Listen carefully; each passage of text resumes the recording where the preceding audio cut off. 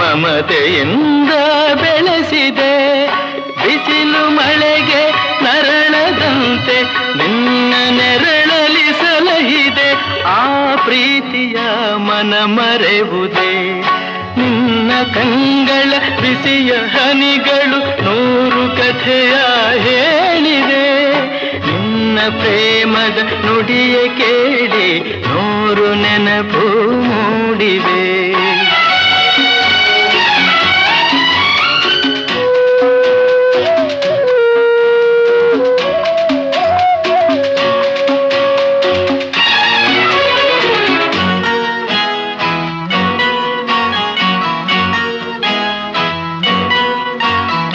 ಬಳ್ಳಿಯಂತೆ ಹಬ್ಬಿ ನಿನ್ನ